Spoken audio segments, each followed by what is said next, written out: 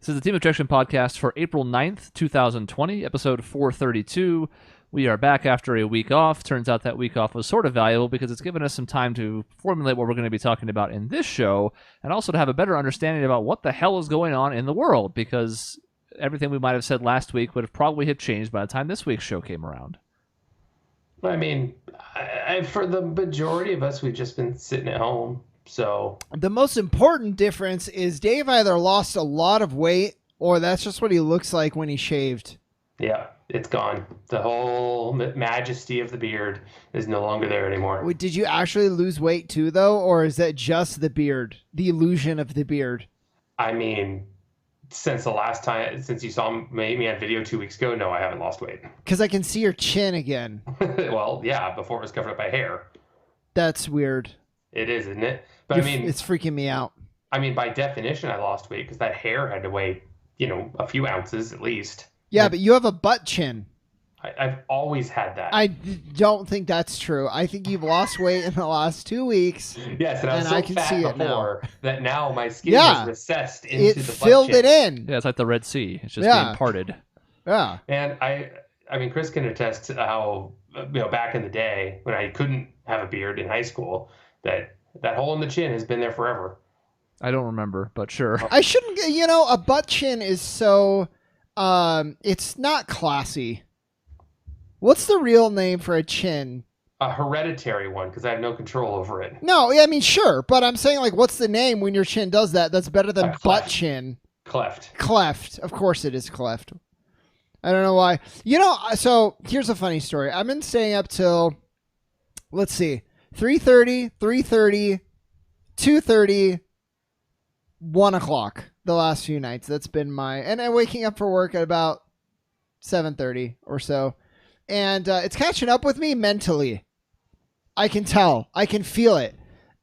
Connections aren't being made like they used to be. I'll stare at a screen sometimes and be like, what was I looking for? I have no clue. I have two questions on this. Yeah. One, why? And two, you lied because you said that you fell asleep early on Saturday night when we were supposed to be playing Jackbox. I did. In fact. I took a nap. I mean, Saturday night was three nights ago. So I passed out, and then I woke up and I was like, I'm gonna play some Persona. And but you know what? I'm trying to actually that did happen, but I'm trying to think. It feels, again, I don't remember. I can't think anymore. My brain has been fried. What has caused that? It's Persona 5. Oh boy, you just been playing Royal all the time. Royal is out, and every time I get to a stopping point, it's not a stopping point. It is in fact the start of another starting point. I mean, I understand that. The pacing is so good. Here's the thing. They do so well of now you get your free time and you're like, cool. I was just kind of getting a little burned out on the battles. And then by the time I'm going to get burned out on free time, it's going to be fighting again. It's perfect. So it keeps me going. This is not the Persona 5 Royal review time yet. We're not there No, yet. I'm not reviewing it. I'm just saying that that's why I've been spending such late nights. But we will get there, and probably sooner than I would have expected going in. Because Shaun is plowing through it, and I'm not super far behind him. I mean, I'm behind him, but... I'm one dungeon ahead. More like half a dungeon ahead. Which one are you on right now? I'm on Futaba's palace. And I just I'm at the boss of Makoto's. Which is probably on both of our accounts more impressive than it seems because there's quite a bit of new content. Now, the majority of it is not until the end. Mm-hmm. But there's quite a bit more stuff. New confidants to talk to, and you're familiar with it, which helps. You can kind of know some of the basic outline. Yeah, I'm quick jumping around, saving a lot of time that way. I'm skipping past dialogue I know I've seen before. Like if I hang out with a politician, he has nothing new to say so far, at least. So I'm just like, all right, and I hit the fast forward button, and the text goes. Yeah. So that saves me at least a couple minutes every time. See, I've forgotten enough, probably because I'm going brain damage now, that I am listening to all the conversations. But partially the voice acting is so good that I just love it. The standouts for me are Ryuji and Makoto. Excellent. excellent. I just want to hear them say the line, even though I've read it in my head already. They're phenomenal. It's not that you're actually going brain dead. You've just always been forgetful. As if I'm asking Shaun what game I should play next. He's like, "Oh, you should play BioShock." Oh yeah. Hey Shaun, I talked to you about BioShock repeatedly. I think on this show about BioShock. To be fair, Chris also forgot. Because Chris and I, we arrived at the conclusion together of like, you know what, BioShock would be a really good game for Dave to play. And because it now you can fault us for not remembering, but we were both thinking about you. You know, I appreciate that. It's so just we had long conversations about all three. Yeah, games. I'm sure we did. Well, I have a game recommendation for you then, Dave. Play .hack Infection. I actually know what that is thanks to my days working at GameStop. Now, Shaun assumed I was going to tell you to go fuck yourself as the game. But telling you to play .hack Infection is telling you to go fuck yourself. Yeah. But in a nicer way that's more, family friendly. I mean, I was actually getting ready to throw up the middle fingers in response to that, but okay. Fair. Yeah. How about we don't be the curator of your personal game library, Dave? Why don't you go figure it out the fuck yourself? I just wanted suggestions. Dave, Fine. Dave, you get the other thing that adds time is you get free time pretty much every night. Like not the full night, but like when you go to your room and Morgana's like, go to bed. You can actually like do stuff, study. It's pretty limited, but like it's still you're doing something. Mm-hmm. Yeah, it's awesome. Basically, whatever's in LeBlanc, you can do, and there's a couple of new things there as well. So it ends up being very nice. It's the compromise that was necessary. You don't need to be able to roam about on a night when you've gone into Mementos or in a palace or something. That's reasonable, but just being like, well, you have an assembly tomorrow. Go to bed. Has been removed. Thank God. It feels so much better because of it. We'll talk about it more when the time comes. That is too much time on Persona 5 Royal. Yeah, no, I'm sorry. I just want to explain why I'm going brain damaged. There you go. So I don't know. I'll introduce our topics we're talking about. One quick thing Shaun brought up is the PlayStation 5 controller. Oh, yeah. Has now been released. What do you guys think of it? So I saw it 2 seconds before the show went live. Okay. I pulled it up, though. It looks like something from the future. Yeah, exactly my sentiment. It's almost too futuristic. Is this going to be the boomerang of the PS3? Like, is this actually going to be the final design, basically? I think it's the final. Probably. That's not okay. If you think, go look up the boomerang. It's you may have forgotten just how ridiculous that one was. No, I saw a picture of it recently. It was absolutely ridiculous. It's dumb. The fact that was ever even A, considered, or B, believed to be the actual controller was ridiculous. I like it. It's maybe the colors that are the problem. It's whereas the PS4 and the Xbox One are like excellent and like modern, kind of chic looking. This is like Chris said, it's like almost too modern. It's to the point of like sci-fi or futuristic. It looks as though it's going to reassemble into something, sort of like a transformer. Like it's going to turn into some kind of small robot or... And the thing is, it's not really that different from a PS4 controller. No, and I'm sure backwards compatibility is part of it. Like but... the distribution of color is different. I kind of like it. I'd like to see alternative colors, and Lord knows we're going to see like 100 variations of this over the console's life. So yeah, maybe the white black's not for you, but one of the other million combinations will be. But I mean, effectively, it's still the same set of buttons and the touch screen and the touch-sensitive shoulder buttons and all that jazz. Yeah, there's like adaptive like capability. So if you're drawing a bowstring on the trigger, it's going to feel different than I don't know, pulling something else. I'm gonna have a stroke by the time the end of this episode comes. One of the best things I saw, and I'll show it to the people on camera here, but was a fantastic markup of the controller as a stormtrooper face. Yeah, that's good. Somebody with gaunt cheeks, like a stormtrooper face, basically. Yeah, which is fantastic. So I am a man who has been grounded by reality at this point. I am 35. I no longer have hopes and dreams, and I'm not excited by the big stuff. What most excites me about this, and it's sad but true, is it has a USB-C port. Yeah. So now I don't have to have an old, like, shitty cord. You can see it here. Like, Shaun can see mine. It's falling apart. It's frayed. It barely works. It's the only thing I use that for anymore because all my other stuff is C now.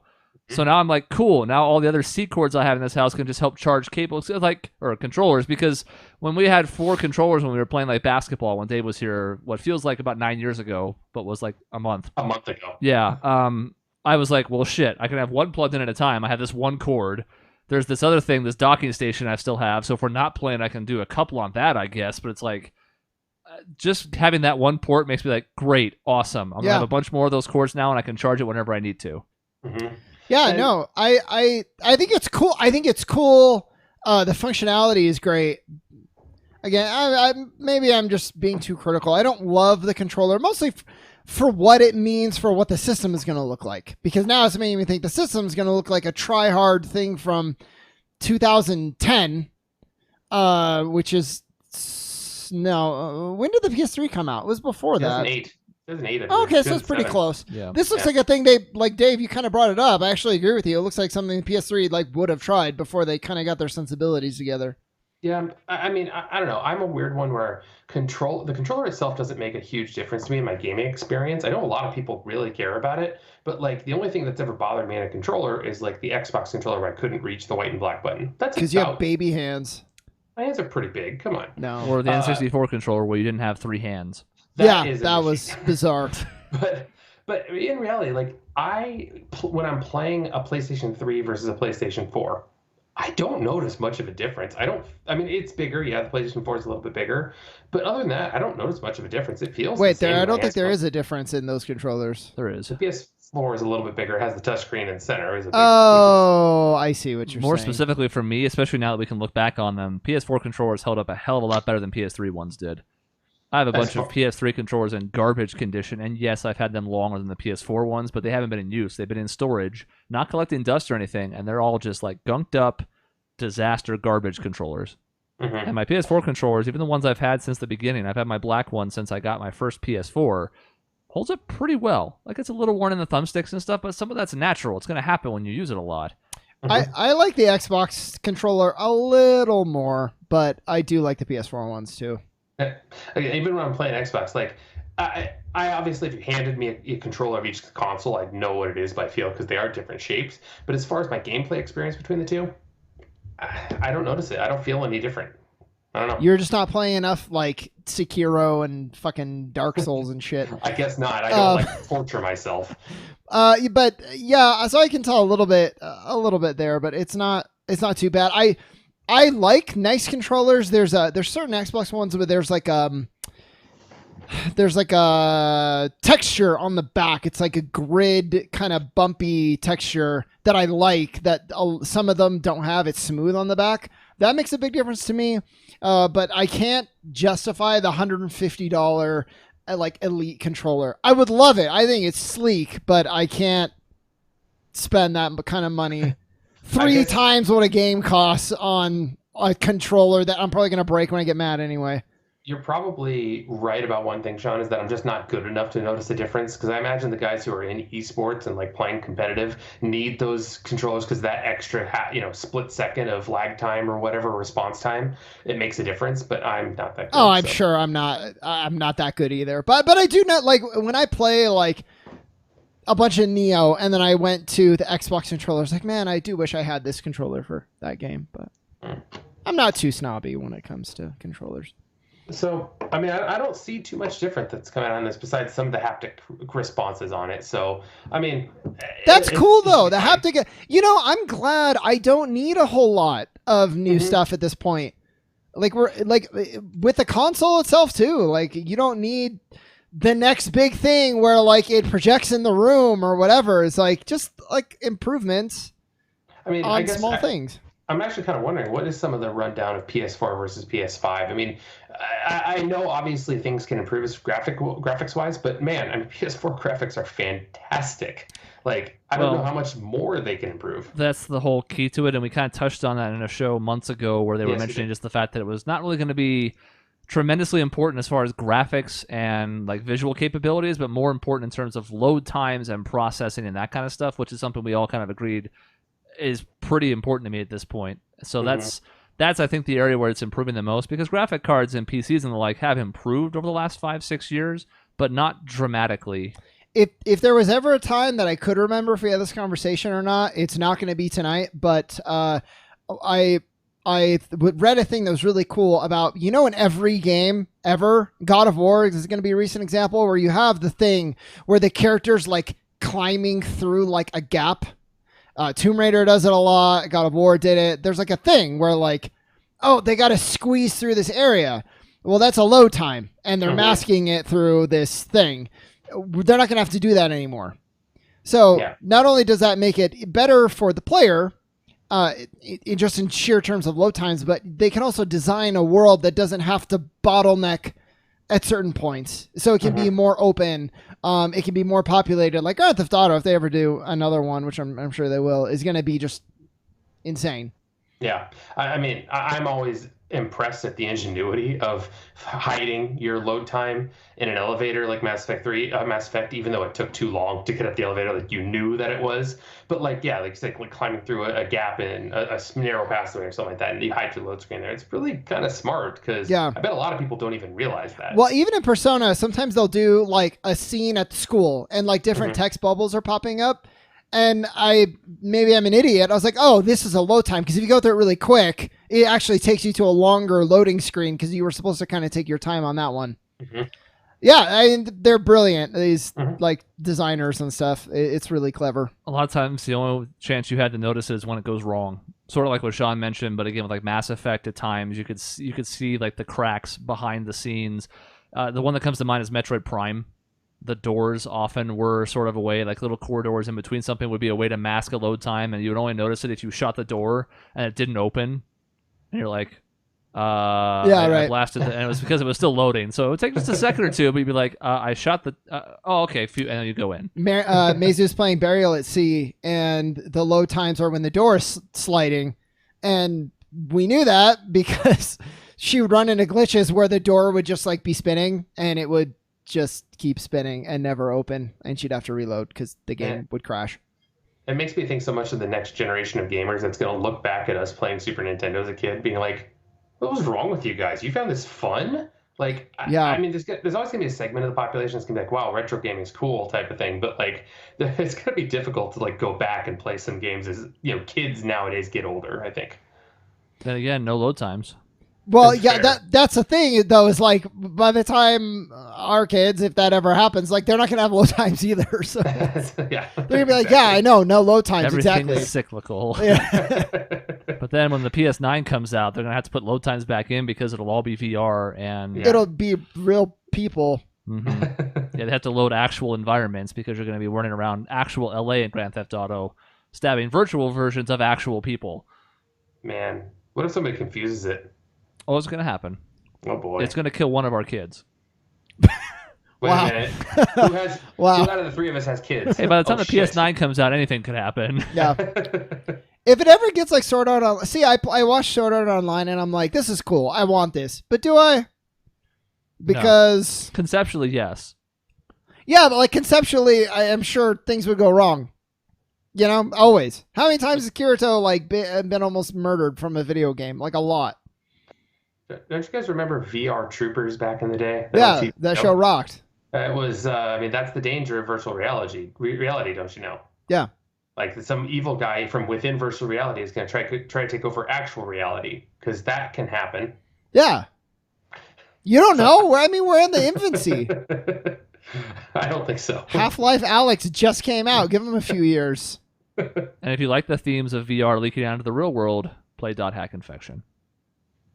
Is that real, or did that game suck? Well, .hack is the predecessor to Sword Art Online. Oh.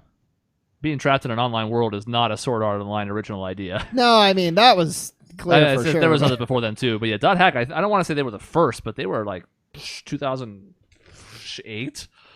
Pretty early on. It was just Sword Art Online did everything they did better in their anime. Anyways. Dave, I really want to recommend a game for you. I'm taking this. I'm stressing out about it. Actually, I thought I was gonna be shit on for asking, but here we go. No, it's like so. I've taken the first like. Lately, I think this sense will go somewhere eventually if I keep talking. I have realized that there are certain games that every couple of years I just end up going back to because I like them so much and I want to. Rather than trying to find another game that reminds me of the game that I love, I just am going back and playing the same games. And I've never really done that too much before, and I find myself enjoying it more and more lately. I did it with XCOM and XCOM 2. I'm doing it with Persona, even though it's kind of cheating because it's a re-release. But like, I could see myself going back and doing that with Persona again. So I'm trying to take those games that I truly love and being like, okay, I can recommend some of those to Dave. XCOM is one of them. Mm-hmm. That's all I got to. So BioShock was one of them. But you played it. It turns out you played all three. In fact, yes. Did you do all the DLC? No, I did not. But also, I had it on an Xbox, and I don't own an Xbox anymore. Well, that's okay because they did the HD re-release. It's all three games and all the DLC. Well, I'm picking Red Dead Redemption is what I'm going with. 1 or 2? 2. I have been told by multiple sources that 1 is good, but 2 is better. So. Who are these other sources? My sister's boyfriend. I don't know if we can trust him. So does Dave remember what we told him about 1 and 2 the last time we talked about this? Probably. But if I play 2, then 1 is going to be harder to go back to. Nigh impossible. Exactly. So I'm just doing this one. All right. Well, we told him to play 1 first. He didn't listen. If you respect Molly's boyfriend, she graduates from the basement and is like all high and mighty now. She has a boyfriend who's telling Dave what to play, who Dave respects more than us. This is really Molly's fault. If Red Dead 1 was on PlayStation 4, I'd probably play it first, but it's not. So there you go. Boom. All right. Well, I can't think of anything else to recommend, and I didn't know if I wanted to segue into the next thing because we're like right on the cusp of like, do we segue into a new thing or do we just keep this going till the end? I'll just keep this going. That's what I'm thinking. Like, we're right there. Ladies and gentlemen, you're really seeing behind the veil in this episode. Partially because I'm brain damaged, partially just because it's COVID. It's driving us nuts. Yeah, and there's a lot going on, and it's such a weird. I will say it's a weird feeling in this kind of like stay home environment where it feels like there's a ton going on across the world, but then again, there's absolutely like nothing going on your day to day life. It feels like, in a way, like you're working. Yes, there's a lot of work to do, but then again, like you're not going anywhere. You're not going out. You're not like spending time with a bunch of people out in social situations. So it's really interesting. Well, I know, but Dave, we're not segueing. Oh, I am. You just segued into the other thing. I'll segue into a different other thing. Okay, I like that. Behind the veil. I'm starting to come to terms with the fact that we may not have like sports for a long time. Yeah, me too. Like the NBA regular season is over. 100% right now. Well, so what do you think they're going to do? Not to derail your other point. I don't know. I think it really depends on, are tests more readily available? Is there any inroads on a vaccine? And how much are players willing to risk to ensure their income continues? Because they can go off to some quarantine site and take, say the top 8 teams, 4 from each conference, and do a playoff so there's at least a champion this year. But how much are people going to be willing to do that, and how many people would watch? Now, there's a void of content right now, so it would definitely be some number of people, but would some of them be turned off by having no crowds and just these empty arenas where the sound echoes? I don't know. I've been hearing, and this is somewhat anecdotal, it's from a source in the NBA, so it's not just like some guy making shit up, but many of the players are going stir crazy, and they are like desperate to play. And like go to any lengths. They didn't lay it out like you did. I think that's a good idea, if it's possible, but they were like, we want to play, we're going insane. And it's like, of course they have this kind of, most of them have that competitive drive, like they're professional athletes. I heard a couple things on that. One, Adam Silver was apparently on a phone call with other league commissioners and the president, and they were talking, and they said the absolute first time they even deliberate about if they even talk about if they're going to have a season would be May 1st. That's when they're even going to start thinking about having a season is May 1st. So to Chris's point, yeah, the season's over. Like there's no regular season. The Suns are done for the season. Because if they're going to do that scenario and they want to really try and make it to where they can put people aside, test them frequently, make sure they're safe, why in the hell would a non-playoff team show up to play 5-10 regular season games?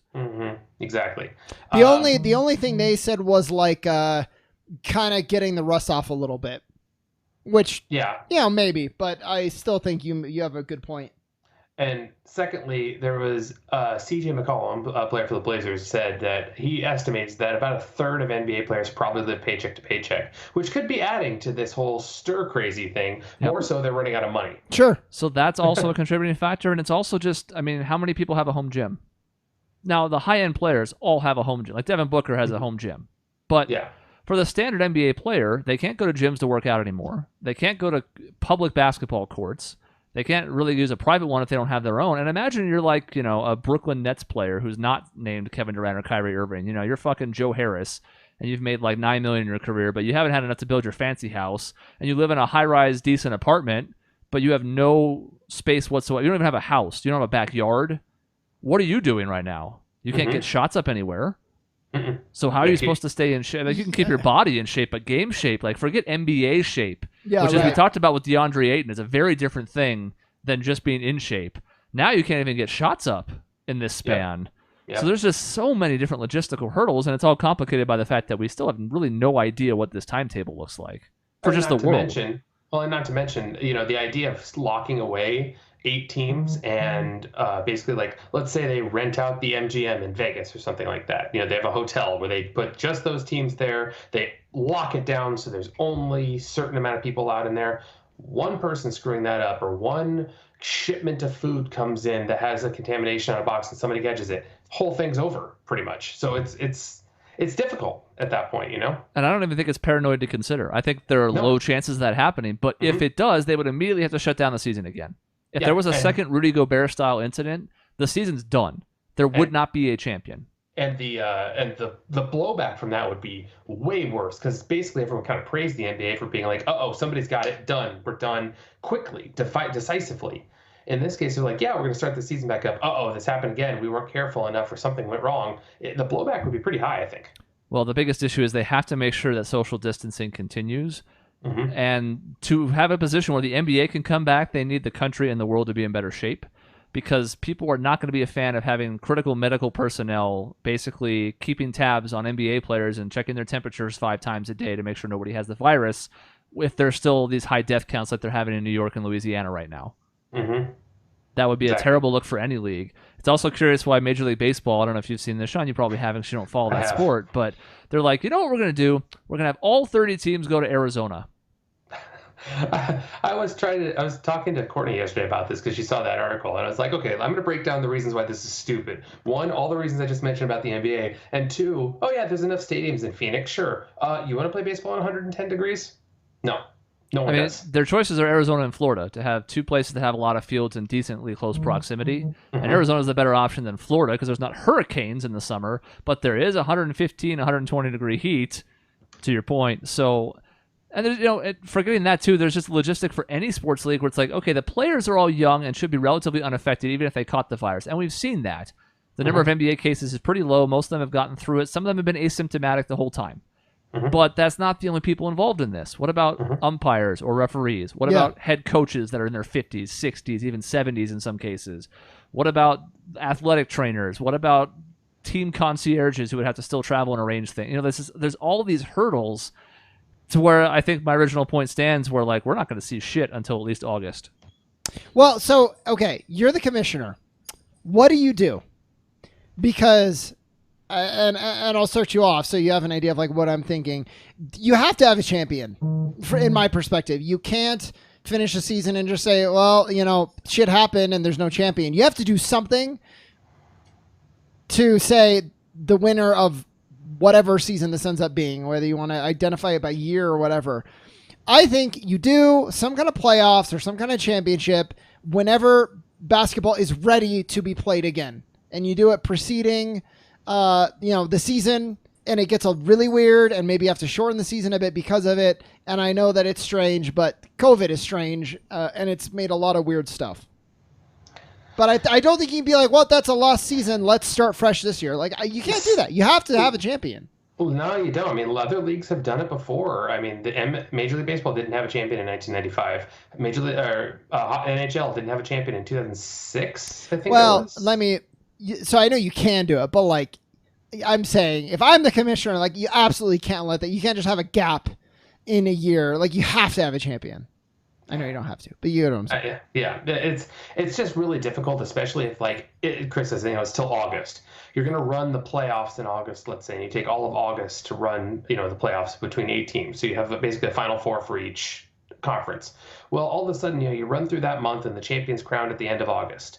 Have you run the NBA draft already at that point, or do you delay it until afterward? And then you start the season up in mid-October. Teams that are going to have to ramp their bodies back up somehow for August to play the playoffs and then cool down for 90 days to then ramp back up for training camp again for 30 days even. It's not very long. And you could delay the start of the next season potentially, but it gets really dicey. Yeah, it is. I mean, no matter what, it's going to be dicey for sure. Yeah. It's a bad situation. Yeah. But I think there's a way that you do it. Like, yeah, you solve the draft, and obviously you run with the roster that you had last year as much as possible. If there's an injury or something or whatever, then you got to deal with it. But like, you can't be like, yeah, the Lakers added a draft pick or whatever. Yeah.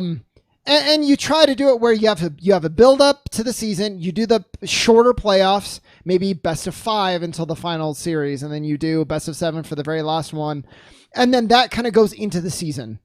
It's all weird, but like I would be really disappointed if it was like, yeah, sorry guys. Especially if I was a Lakers fan, which I'm not, and I hate them. Or Milwaukee, where like they have legitimate shots, and it's tough. I mean, I heard some rumors. Somebody was talking. I think it was Rick Bucher was talking about the fact that LeBron absolutely does not want to come back this season because his body is so finely tuned for specific periods and the way he trains. If he were to come back in July or August, he wouldn't be in either peak physical form or he could potentially get injured because of his training regimen and how that's been interrupted in this time. So the injury bug is something that could be a big concern for players. It's true, but the problem is he has the luxury of saying that, and 80% of the NBA does not. Yeah, it's true. Because he could be fine on endorsement money for the rest of his life. He wouldn't need to play another game, and he's set.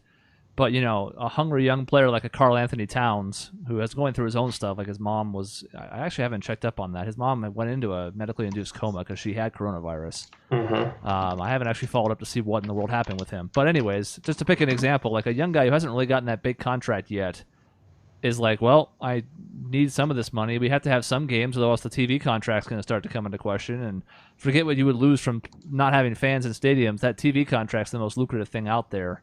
And there's this gaping void right now where people are clamoring for something new. I mean, people are going through Netflix's entire library and being like, well, watched every single thing I care about on here, now what? Yeah. So I don't know. I mean, there's a lot of hurdles to overcome, as I mentioned. It's going to be weird. And I keep seeing people who are like, well, I'm sure things will return to normal pretty soon. It's like, things aren't going to return to normal until a vaccine is developed and distributed worldwide to normal. We can have some sense of normalcy. We can reopen a lot of businesses and people can travel as long as they're not sick and stuff like that. But we're not going to be normal until next summer. And if you were, let's say things did reopen in August and things had improved pretty well, like all the social distancing really flattened the curve effectively, and like the future risk was not that high. Are you still going to want to sit in a section with 300 other fans? Yeah. Are you going to want to, because there's still going to be cases going around. We'll have slowed it, and then the spread will have stopped to some extent, but it won't have disappeared. So if somebody coughs 2 rows back and you're at a sporting event, you're going to be like, well, shit. Yeah, well, and just to talk about normalcy, or normalcy, whatever. If someone comes into work and they're sick, are you going to want to stay? I'm not. I'm gone. If someone comes into work sick, I'm not risking that. So on a lot of different levels, sports and just life, I think it's going to be a long time. And on that note, Shaun, it's really weird. When someone comes into work with allergies, so they're coughing and sneezing. Nothing's wrong necessarily, but nobody knows. Yep. Nobody has any clue. So it's difficult. And the thing is, most reports, I think this is official now, you can catch it more than once, right? You don't develop the immunity. It seems like you have the potential to catch it more than once, maybe. I haven't heard that. The only times I've seen anybody say anything about it being caught multiple times was unverified cases. Okay. Yeah, I don't believe that's true either, because they're actually trying to see if taking people's blood who have gotten the virus and then overcome it has enough antibodies built up in their system that it could be used to sort of mitigate the flow for people who are currently going through it. That's still also very early on, but... Well, that's actually really good news then. And I'm glad I had bad information, and I hope that I did, because I see an end in sight in that. If you can catch it more like repeatedly, we need a vaccine, or this is going to continue. That's pretty much going to be the only two outcomes. Exactly.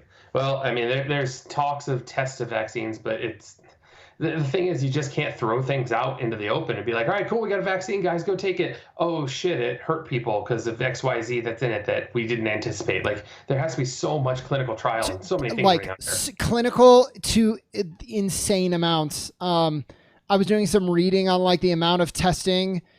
We have like a bunch of cures and vaccines for diseases, really promising research that we can't do anything with because like the amount of vetting you have to do is insane.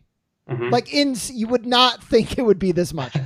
There will probably come a time when the first version of a vaccine gets sent out a little bit hastily because there will be this pressure of, even if there are complications with the vaccine, if it's saving more people than just letting them die to the virus is, then they'll just have to use that for information and then hopefully learn from it and develop a better version of it.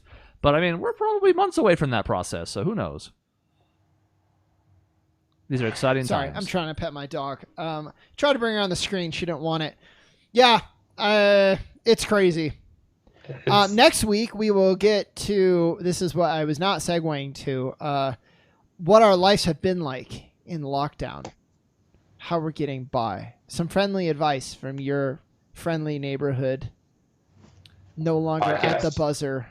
Podcast. Now Team Objection podcast. Mine's been garbage.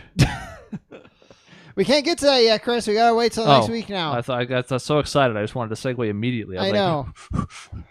But that's fine. But yeah, we'll have some, and then perhaps some additional recommendations, things we have done since we talked about it, right when the virus was starting to take hold. It's fine.